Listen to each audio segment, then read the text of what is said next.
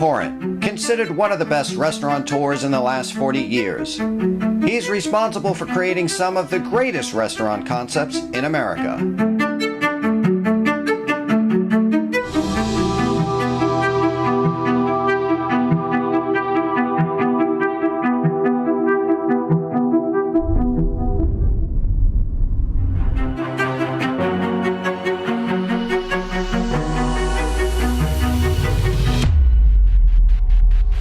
My name is Drew Nieporent.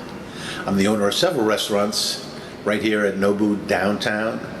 Tribeca Grill for 31 years, and Betard, which used to be Montrachet, at 239 West Broadway.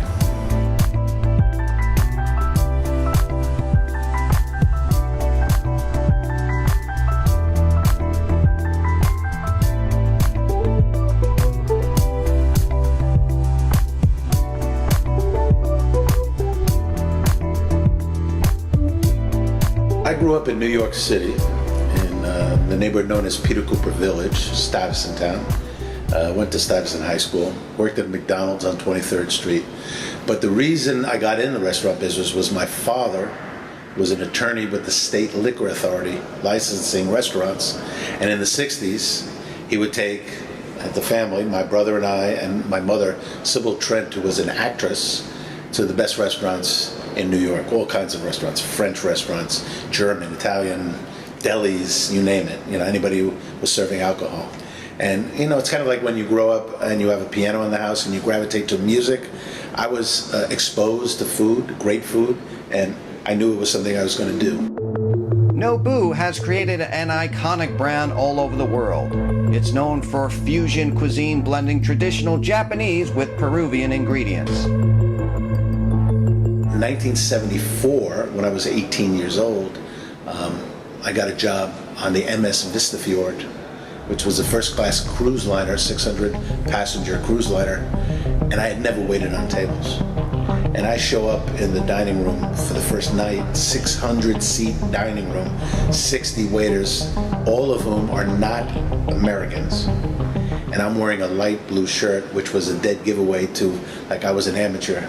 I did not know how to carry a tray. I carried a tray like this. I had 59 waiters making fun of me on that cruise. Cruise went to Russia, all over Scandinavia, Northern Europe. I went back on that ship and their sister ship, the Sagafjord, about 15 times, because it's like learning how to ride a bike. Once you learn how to carry a tray, you don't forget. But I graduated. Nobody wanted to hire me. I tried to get a job at Rockefeller Resorts. I tried to get a job at Western International Hotels. Nobody wanted to hire me. So I went to work at Maxwell's Plum, and they were building at that time Tavern on the Green in Central Park. Maxwell's Plum was a 250-seat restaurant that did 500 covers a night. Very, very busy. It was a really a real proving grounds for me. And then I was offered the opportunity to go to Tavern on the Green, which was a spectacular restaurant in the middle of Central Park. And again, I had to manage about 150 people in the front of the house, and that was a fantastic opportunity. Long and the short of it is, when I jumped out of management, I went to work at a bunch of French restaurants, La Grenouille, Le Périgord, La Réserve, Le Régence. And these were the hottest, the most popular restaurants in New York City at the time, but they were all French and they were all full of crap, to be quite frank with you. And I realized that I wanted to do something different, but I had no money. But everybody who came to the restaurant said, Drew, if you ever decide to do a restaurant, we'll put money in. Okay. I ran the New York Marathon in 1983. I'll show you my picture later. I was convalescing and reading the New York Times, and there was a listing for 1,500 square foot for $1,500 a month. That's $18,000 a year in Lower Manhattan, West Broadway, a hot new neighborhood. I jogged down there. I looked at the space. I can afford that. I signed the lease, and still I had no money to build a restaurant. I cobbled together $50,000 of my own money, $50,000 of a classmate of mine from Cornell's money, and $50,000 from my mother. And together we opened a restaurant called Montrachet in 1985, April, with a young chef by the name of David Boulay, whose food was unbelievable.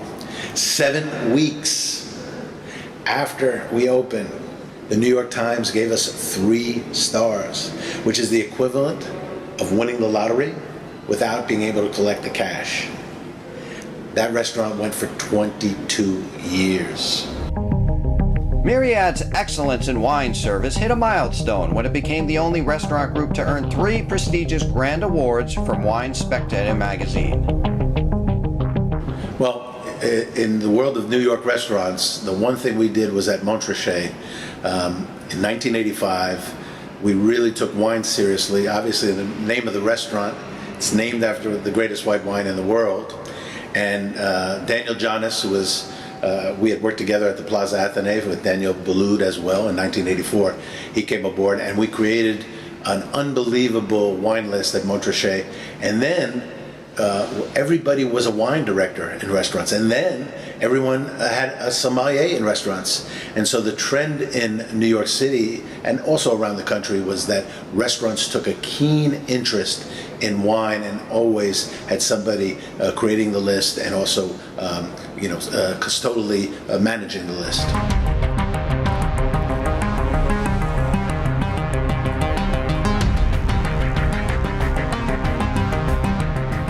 What's interesting is when I was young, I never wanted to repeat the restaurant. It was always about doing something new and different and creative. And that's what I did. I did all different restaurants, different ethnic restaurants. You know, Centrico was a great Mexican restaurant. Layla was a Middle Eastern restaurant. It's like Luca in Boca Raton was an Italian restaurant. But if you really think back, and you know, we're trying always to figure out what's the trend, what do people want to eat, what do they feel like. It's indisputable that the brand, if you have a great brand, that's what's going to ride you through the finish line. And Nobu is this great brand. I mean, they used to say, oh, aren't you spreading yourself thin when we open a Nobu in London? Or aren't you spreading yourself thin when we open a Nobu in Phoenix or whatever? The fact is that a second, third, fourth, 10th Nobu is sometimes better than an anonymous sushi restaurant that opens in those cities.